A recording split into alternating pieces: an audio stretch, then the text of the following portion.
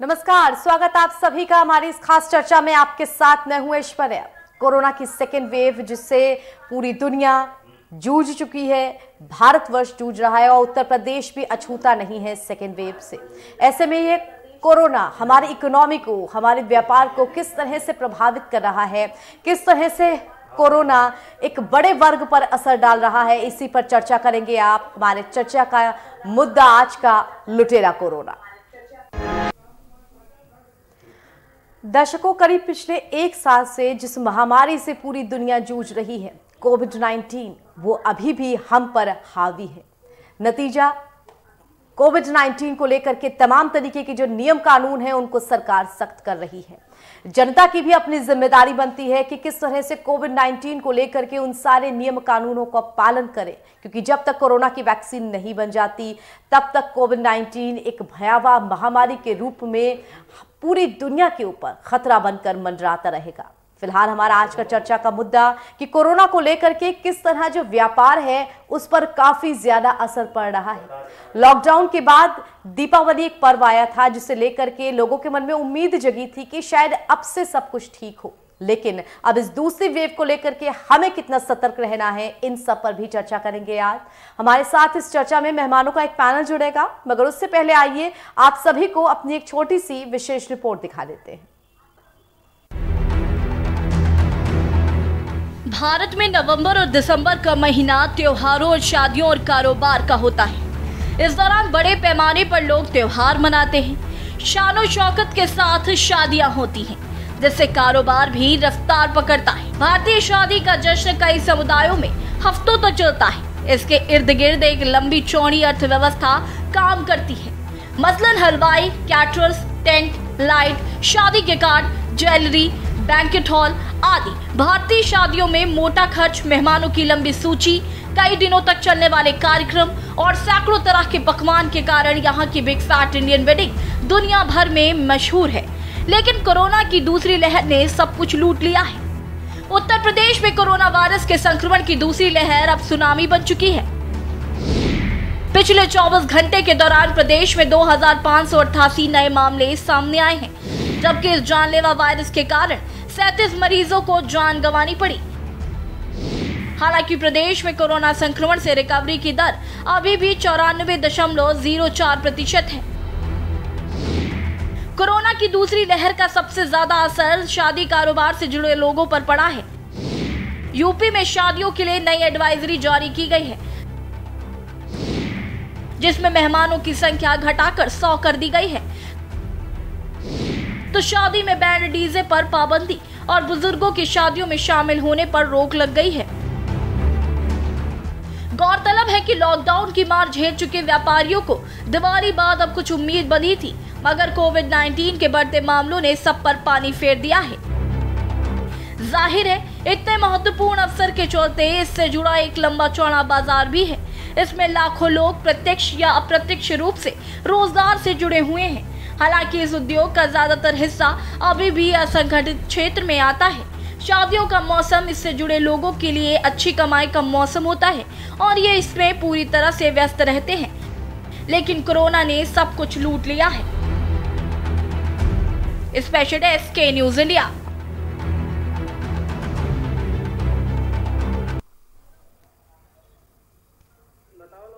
तो आइए अपनी चर्चा की शुरुआत करते हैं और बिना देर किए आप सबसे अपने मेहमानों का परिचय करा देते हैं। हमारे साथ राम बाबू रस्तोगी जी जुड़े हुए हैं, व्यापारी नेता हैं। राम बाबू जी, स्वागत है आपका। हमारे साथ सुमन रावत जी जुड़ी हुई हैं, सामाजिक कार्यकर्ता हैं। सुमन जी, बहुत बहुत स्वागत है आपका। और हमारे साथ डॉक्टर तनुज जुड़े हुए हैं। डॉक्टर तनुज, बहुत बहुत स्वागत है आपका। अपनी इस चर्चा की शुरुआत राम बाबू जी आपके साथ हम करेंगे, क्योंकि हम एक व्यापारी वर्ग जिस पर कोरोना की इस सेकेंड वेव की इन तमाम जो नियम कानून अब सख्त किए जा रहे हैं, इनका असर पड़ा है, उसे जानना काफी ज्यादा जरूरी है, क्योंकि व्यापार के ही इर्द गिर्द हमारा पूरा जो समाज है उसका ताना बाना जो है वो स्थिर रहता है। एक ढांचा व्यापार हमारे समाज को देता है। जिस तरह से शादी ब्याह को लेकर के अब आप कह सकते हैं मार्च से लेकर के दीपावली के अवसर तक लोगों में एक बड़ी निराशा रही कि शादी ब्याह या तो हो नहीं पाएंगे या फिर हो पाएंगे तो उनमें सोशल गैदरिंग्स नहीं हो सकेंगी। लोग भी गेट टुगेदर ना होने से निराश रहे और जो व्यापार था वो तो ठप रहा, उस व्यापार वर्ग को बहुत चोट लगी, वो एक अलग ही मुद्दा है।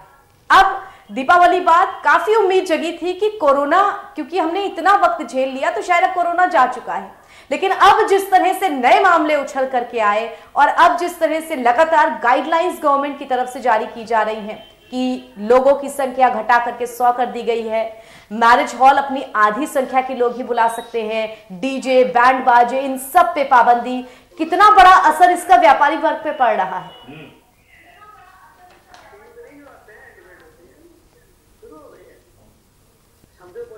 जैसे बूस्टर रहते ना, पहुंच पा रही है राम बाबू जी, आप तक मेरी आवाज पहुंच पा रही है? जो और भी गेस्ट जुड़े हुए हैं इनको बताइए कि इनकी आवाज जो बात कर रहे हैं ये चैनल के माध्यम से सुनाई पड़ रहा है। तनु दीदी आपकी आवाज पूरे चैनल में आ रहा है। तनु जी आप साइलेंट हो जाएं। ऐश्वर्या जी, मैं आपको ये बताना चाहता हूं कि जिस तरीके से संपूर्ण भारत और हर राज्य के मुख्यमंत्री तानाशाही कर रहे हैं, ये बड़ा खेद का विषय है। व्यापारी पूरी तरीके से उसका व्यापार बाधित हो गया है। व्यापारी का व्यापार और व्यापारी दोनों धराशायी हो गए हैं, दोनों लोगों का मनोबल टूट गया है। आज मुख्यमंत्री जी ने एक फतवा जारी किया है कि उसमें जो है 100 लोग शादी में शामिल हो पाएंगे और अभी तक जितने लोगों ने बैंड बाजा और घुड़चड़ी ये सब जितना भी आतिशबाजी वगैरह बुक कराया था उस पर लगाम लग गया है। उस पर माननीय मुख्यमंत्री जी ने आदेश दिया है कोई भी बारात में बैंड बाजा नहीं बजेगा, किसी भी बारात में भीड़ नहीं होगी, 100 से अधिक लोग नहीं होंगे और किसी भी बारात में जो है वो घुड़चड़ी नहीं होगी और आतिशबाजी नहीं होगा।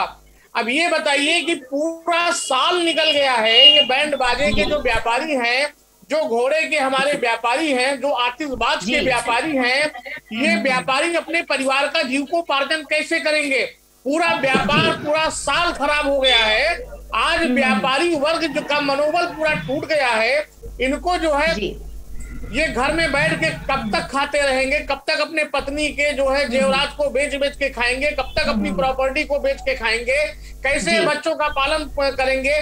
क्योंकि देखिए जो व्यापारी के बच्चे स्कूल में पढ़ रहे थे उसमें स्कूल की फीस नहीं माफ की गई। कई बार मैंने मुख्यमंत्री जी को लेटर लिख के और भी शिक्षा मंत्री को लेटर लिख के ये मांग किया था कि व्यापारियों के बच्चों की फीस माफ किया जाए और व्यापारी के वहां जो लॉकडाउन पीरियड में व्यापार बंद था उसका बिजली का बिल माफ किया जाए। सरकार ने इसको सिरे से खारिज कर दिया, सरकार ने इस पे कोई ध्यान नहीं दिया।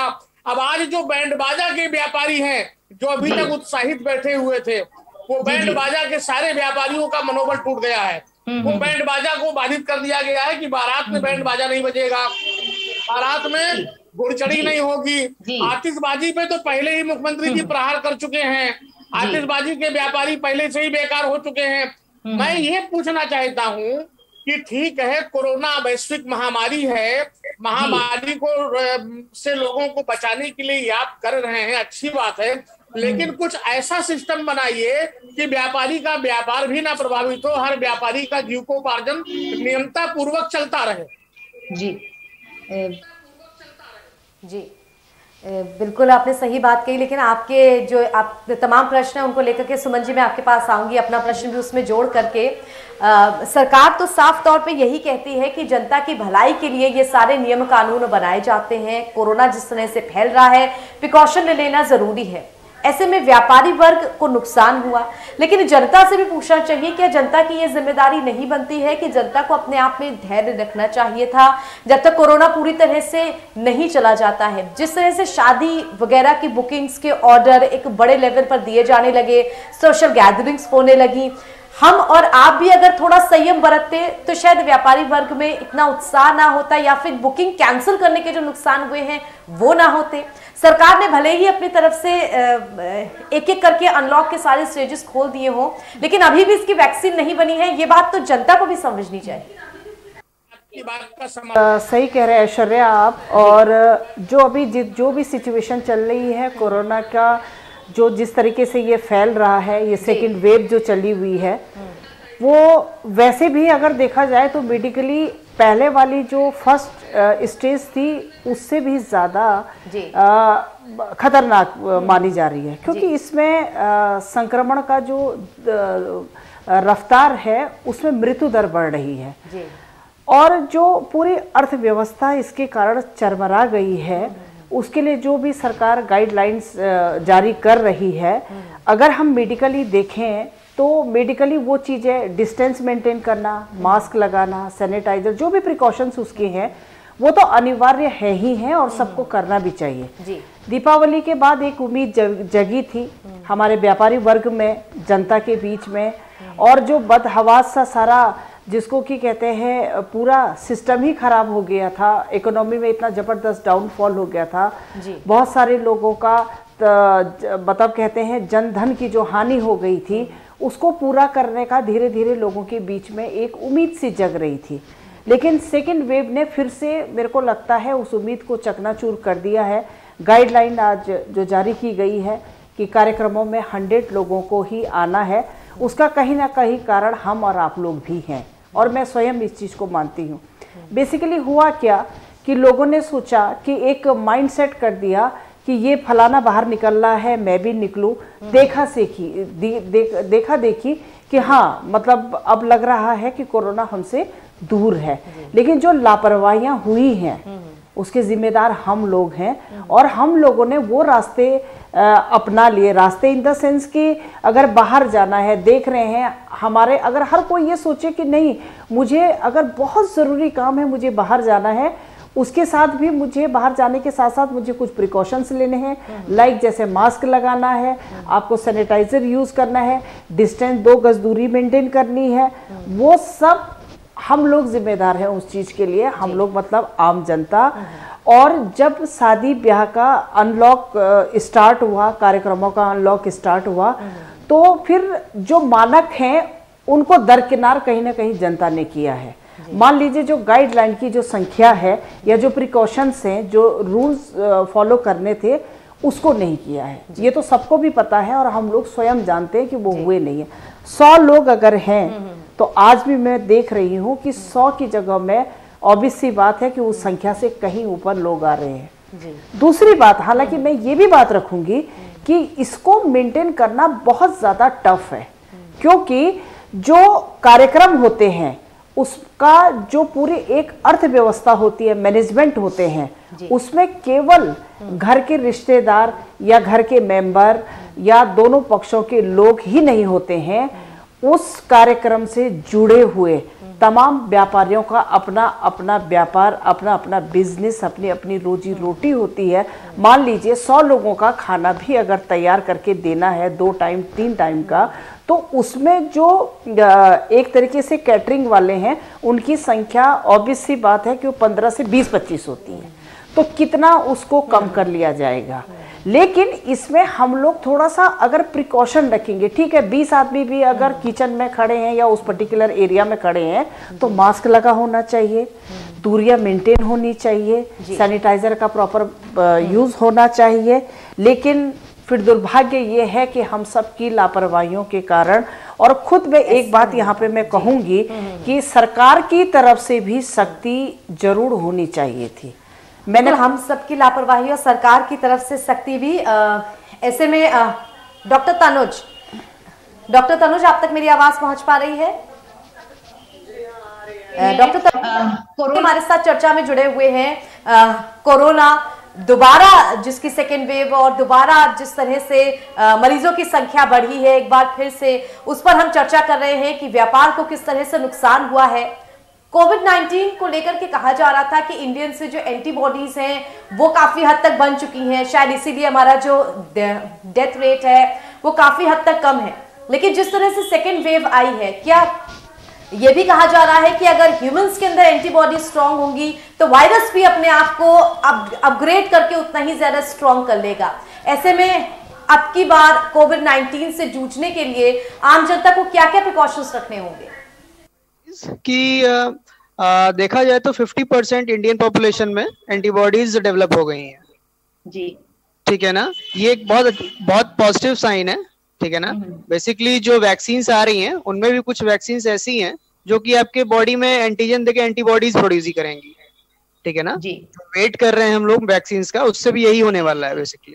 तो बेसिकली ये चीज रखी गई थी प्रपोजल सरकार के सामने कि अगर 50% पॉपुलेशन को हो गया है तो उनको अब प्रिकॉशंस की बहुत ज्यादा जरूरत नहीं है, ठीक है ना।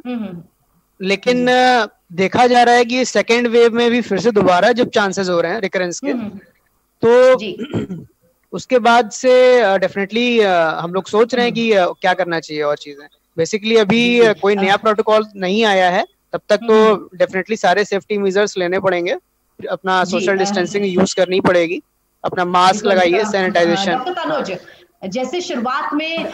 तनुज, जैसे शुरुआत में जब कोरोना अपनी पीक पर था तब कहा जाता था आप अगर घर से बाहर निकलते हैं तो मास्क, सैनिटाइजर, सोशल डिस्टेंसिंग इन सब का पालन करें, वापस घर आए तो बाहर से जो कपड़े पहन करके आए हैं वो तुरंत आप किसी एंटीसेप्टिक लिक्विड में उनको डुबोइए, उन सबको चेंज कर लीजिए, अपने घर को भी सैनिटाइज रखिए। ये सारी जो छोटी छोटी चीजें थी जो बोली गई थी, क्या इतने बड़े स्तर पे हमें फिर से इन सब चीजों का पालन करना चाहिए? जब तक ये पूरी तरह से समाप्त ना हो जाए, एक डाउनफॉल में ना आ जाए, तब तक करना चाहिए। पर मैं एक चीज साथ में जोड़ूंगा इसमें कि डरे नहीं, ठीक है ना, डरना बिल्कुल नहीं है इसमें, परेशान बिल्कुल ना हो इस चीज से। डरेंगे तो ये और तेजी से बढ़ता है, ठीक है ना। डरे नहीं, अपना प्रिकॉशंस लें विदाउट फियर, ठीक है ना, सारे काम करें अपने। बिल्कुल, तो जो भी सरकार, डरने की जरूरत नहीं है। बिल्कुल, तो कोरोना से डरने की जरूरत नहीं है, आपको बहुत ज्यादा प्रिकॉशन रखने की जरूरत है। दर्शकों, इसी के साथ एक छोटे से ब्रेक के लिए हम रुक रहे हैं। ब्रेक के उस पार भी हमारी चर्चा लगातार जारी रहेगी कि किस तरह कोरोना की सेकेंड वेव को लेकर के प्रदेश में व्यापारियों का बुरा हाल चल रहा है। छोटा सा ब्रेक, जल्द हाजिर होते हैं।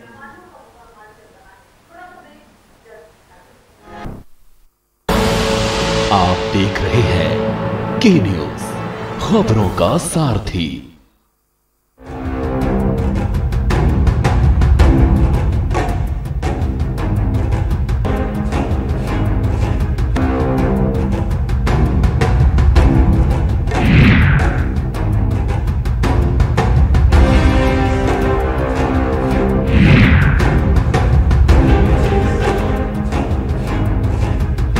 खुदी को आजमाया है तो ये अंदाज आया है, खुदी को आजमाया है तो ये अंदाज आया है। तुम में भी मैं हूं, शुद्ध प्लस पान मसाला। GGS Education Group launches 20% discount on academic fee of courses MBA, BBA, BCA, BFSI and GM, D Pharma, B Pharma. Offers best infrastructure, best transport facility, best academic service and best placement service. Register today to avail 20% discount. Call 9971 496 497 or visit the campus Kanpur Lucknow Highway near Unnao. GGS Education Group.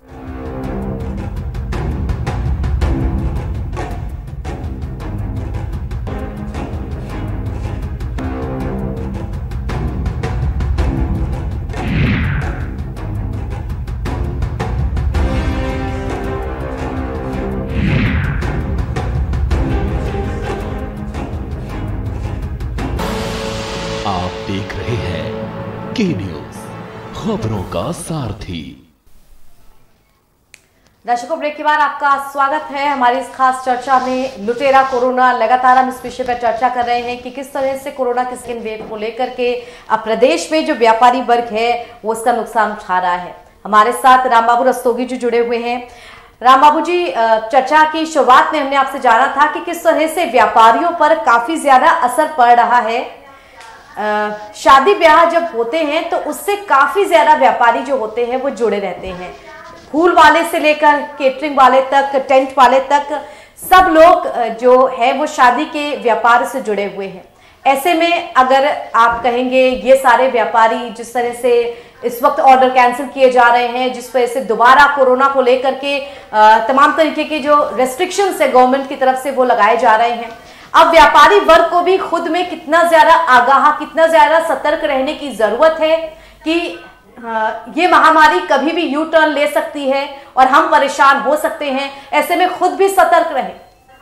Aishwarya जी, सबसे पहले तो बहुत बड़ा जो काम बाधित हुआ है व्यापारियों का, वो ट्रेवल एजेंसी के जितने व्यापारी हैं, हमारे ऐसे व्यापारी हमारे व्यापार मंडल में हैं जिनके पास में 30-30, 40-40 बसें हैं जो फरवरी से महीने से अभी तक खड़े हुए हैं, क्योंकि तीर्थ यात्रा बंद है, सभी मंदिर बंद हैं, सभी तीर्थ स्थल बंद है और बारात की बुकिंग बंद है, क्योंकि 50 लोग पहले थे, अब 100 हो गए हैं और 100 लोग में 50 जनाती और 50 बाराती मिला के हो गए हैं। तो जो ट्रेवल एजेंसी का काम है वो तो 1 साल से खत्म हो गया है। ये व्यापारियों के वहां जितने ड्राइवर और कंडक्टर थे वो सब बेरोजगार हो गए हैं। वो कैसे अपने घर का जीविकोपार्जन चलाते हैं, ये भगवान के ऊपर ही छोड़ देना चाहिए, ये सरकार नहीं सोच रही है। दूसरी चीज, जो हलवाई शादी ब्याह में जाके खाना बनाते थे, वो हलवाई जो है इस कोरोना वैश्विक महामारी और मुख्यमंत्री जी के फतवा की वजह से बेरोजगार हो गए हैं। तीसरी चीज, टेंट के व्यापारी बेरोजगार हो गए हैं, उनका टेंट का कारोबार धराशायी हो गया है। साल भर हो गया है, साल भर कोई कार्यक्रम ऐसा नहीं हुआ शादी ब्याह का, उसमें जो है हमारे टेंट के व्यापारी का भी व्यापार बाधित हो गया है। और जिस भी तरीके से देखा जाए, व्यापारियों का बहुत ही ज्यादा उत्पीड़न भारतीय जनता पार्टी की सरकार में हो रहा है। कोरोना वैश्विक महामारी तो एक बहाना है, भाजपा की सरकार खुद सबसे बड़ी कोरोना है भारत के लिए, इसको तुरंत हटा देना चाहिए देश के लोगों को, क्योंकि बिहार में चुनाव हुआ है, बिहार में। ठीक है राम बाबू जी, अपनी चर्चा को हम जारी रखेंगे, लेकिन इसी बीच दर्शकों, यूपी सरकार की प्रेस कॉन्फ्रेंस आ रही है, आइए आपको उस ओर ले चलते हैं। नई एमएसएमई इकाइयों की स्थापना पर सरकार द्वारा बैंकों से समन्वय करके उन्हें आगे बढ़ाया जा रहा है। आत्मनिर्भर पैकेज में 4,37,000 इकाइयों को लगभग 10,854 करोड़ रुपए के ऋण वितरण हुए हैं। नई इकाइयों की स्थापना पर विशेष प्रयास किया जा रहा है और इन नई इकाइयों के माध्यम से रोजगार के और अवसर पैदा करने का प्रयास किया जा रहा है। अब कल तक जो है वो 6,41,000 नई एमएसएमई इकाइयों को 19,000 करोड़ रुपए के ऋण बैंकों द्वारा वितरित किए जा चुके हैं। इस वर्तमान वित्तीय वर्ष में मुख्यतः जो कोरोना के दौरान ऑनलाइन एप्लीकेशंस आई थी, उसके पश्चात जब से खुला है तब से, और ये प्रक्रिया तेज़ी से चल रही है। जल्दी ही एक बड़ा ऋण मेला आयोजित किया जाएगा, जिसमें अधिक से अधिक और इस इकाइयों को, एमएसएमई इकाइयों को ऋण प्रदान बैंकों के माध्यम से कराया जाएगा, ताकि रोज़गार के और अवसर पैदा हों। केवल इन्हीं इकाइयों के माध्यम से लगभग 25 लाख से अधिक के रोज़गार के अवसर प्रदेश में सृजित हुए हैं। किसानों से धान का क्रय का प्रक्रिया तेज़ी से चल रही है। कल तक जो है वो 164 लाख क्विंटल धान खरीदा गया था, जो कि पिछले साल जो है कुल धान जो इतने समय में खरीदा गया था 120 लाख क्विंटल से लगभग 1.5 गुना ज़्यादा है। प्रदेश सरकार ने वर्तमान वित्तीय वर्ष में, वर्तमान खरीफ कृषि वर्ष में पिछले साल से 1.5 गुना ज़्यादा धान खरीदा है। ये केवल ये संख्या ही दर्शाती है कि सरकार किसानों से धान क्रय के लिए कितनी तत्पर है, और हर प्रयास किया जा रहा है कि किसानों से धान समय पर खरीद लिया जाए, उनको न्यूनतम समर्थन मूल्य मिले और उनके खाते में धनराशि हस्तांतरित हो। माननीय मुख्यमंत्री द्वारा सभी जिलाधिकारियों को ये जिम्मेदारी दी गई है। उन्हें निर्देशित किया गया है कि वो धान क्रय केंद्रों का स्वयं वो अपने अधीनस्थ अधिकारियों के माध्यम से सत्यापन कराते रहें, चेक कराते रहें कि कहीं धान क्रय केंद्रों में कोई कठिनाई तो किसी को नहीं आ रही है, और वो बदस्तूर चल रहे हैं। इसी प्रकार मक्का का भी खरीद चल रही है, और 92,550 जो 1,47,225 क्विंटल मक्का खरीदा जा चुका है, और ये प्रक्रिया भी तेज़ी से चल रही है। जहाँ जहाँ मक्का किसान उगा रहे हैं उनसे मक्का खरीदा जा रहा है। मूंगफली, बुंदेलखंड के क्षेत्र में मूंगफली खरीद की भी प्रक्रिया में तेज़ी लाई जा रही है।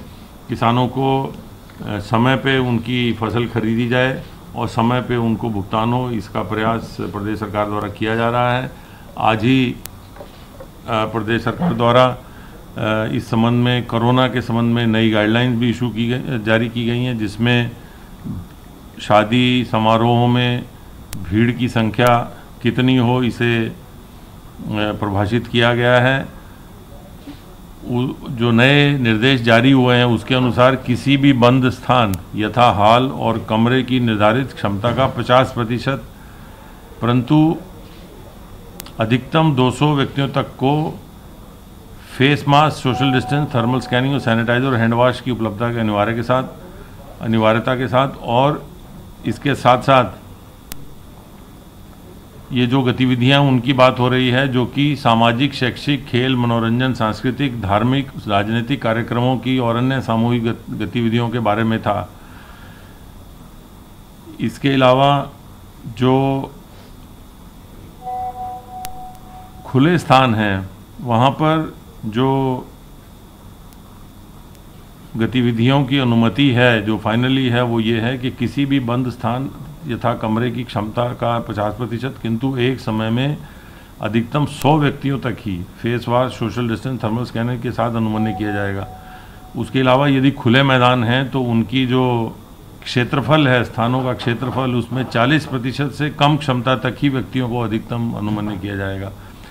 तो ये जो अन्य कार्यक्रम हैं उनमें अगर कोई बंद हॉल है, छोटा कमरा है और उसमें उसकी क्षमता का 50%, परंतु अधिकतम 100%, और अगर खुला मैदान है तो उसका जो क्षेत्रफल है उसकी 40% क्षमता ही इस्तेमाल हो, उससे कम ही इस्तेमाल हो, उसमें जितने भी लोग आ सकते हैं उनके face mask, social distancing, thermal scanning व सैनिटाइज़र व हैंड वॉश, इसकी शर्तें पूर्ववत जारी रहेंगी।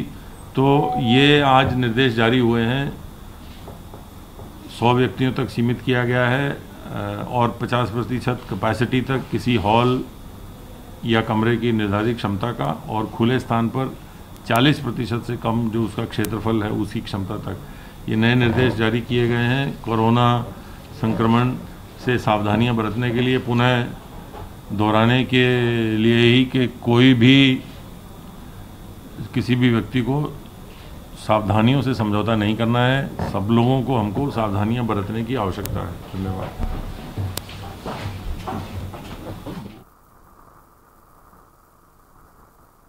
तो दर्शकों, कोरोना को लेकर के बहुत ज्यादा अब सतर्क रहने की जरूरत है। जिस तरह से कोरोना की सेकेंड वेव, उससे हम सब जूझ रहे हैं। हमारे इस कार्यक्रम का मकसद यही था कि जिस तरह से लॉकडाउन में पैनिक की स्थिति ठहरी थी, उस तरह के जो हालात हैं वो दोबारा ना बने। फिलहाल आज की हमारी इस चर्चा में इतना ही। वक्त हो गया है अपने मेहमानों को धन्यवाद देने का। राम बाबू जी धन्यवाद हमारे साथ जुड़ने के लिए। डॉक्टर तनुज धन्यवाद हमारे साथ जुड़ने के लिए। सुमन जी आपका भी बहुत बहुत धन्यवाद हमारे साथ जुड़ने के लिए। और इसी के साथ दर्शकों, फिलहाल इस चर्चा से मुझे इजाजत दीजिए, लेकिन हाँ, कोरोना से सावधान जरूर रहिए। फिलहाल देश दुनिया की तमाम खबरों के लिए के न्यूज के साथ जुड़े रहिए। धन्यवाद।